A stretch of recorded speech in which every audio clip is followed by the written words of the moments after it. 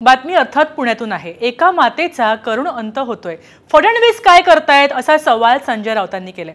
गर्भवतीचा जीव गेला, चौकशीतून काय मिळणार आहे? गेलेला जीव परत येणार नाही असं दमानिया म्हणाल्या। तर चूक मोठी आहे, मुजोरी सहन करणार नाही असं महसूल मंत्री चंद्रशेखर बावनकुळे म्हणालेत।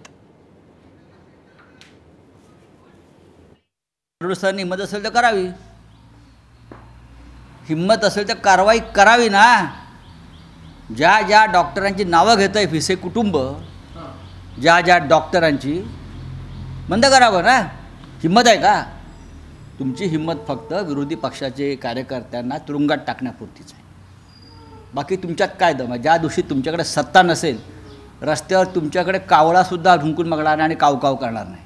मी त्यांना स्पष्टपणे सांगतो की ज्या बाईंचं काल मृत्यू झाला तिचे शाप लागतील तुम्हाला।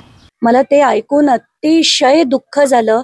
कालच संध्याकाळी मी जालन्यात होते तेव्हा मला ही बातमी कळली आणि आता त्याच्यात मंगेशकर हॉस्पिटलनी सुद्धा चौकशी सुरू केली आहे। ते ऐकून थोडं बरं वाटतंय, पण जो जीव जायचा तो जीव गेला त्याचं दुःख होतंय। पण आता तो काही परत येणार नाही। आता या चौकशा होत राहणार, पण या चौकशाच होतात, परत कारवाई त्याच्यावर काहीच होत नाही आणि ज्यांचे प्राण जायचे होते ते तर गेले। आता त्यातनं साध्य काय होणार आहे त्या चौकशीतनं?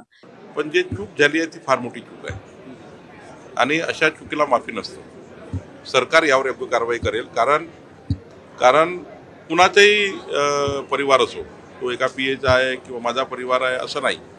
सर्वसाधारण गरीब माणसाला सुद्धा अशा पद्धतीचं कुठलंही त्या ठिकाणी अशी आरोग्य सेवा न देणे आणि मुजोरगिरी करणे आणि एक प्रकारची मोगलशाही आहे, ही गंभीर घटना आहे। या गंभीर घटनेची दखल स्वतः माननीय मुख्यमंत्री उद्या पुण्यात आहे, मी आहे, याची दखल आम्ही घेतली, अजितदादा आहेत, त्यामुळे आम्ही सर्व दखल घेऊ आणि कुणाला आम्ही सोडणार नाही।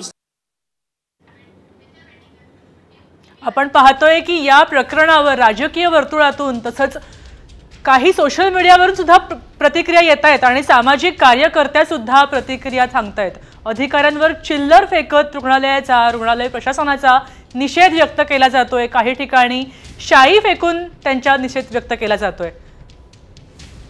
तर शिवसैनिक आक्रमक झालेत आणि त्यांनी धर्मादाय आयुक्तासहित रुग्णालयासमोर सुद्धा मोठं आंदोलन पुकारलंय। यावर अनेकांच्या प्रतिक्रिया येत आहेत, अनेक जण निषेध व्यक्त करतायत, नोंदवतायत।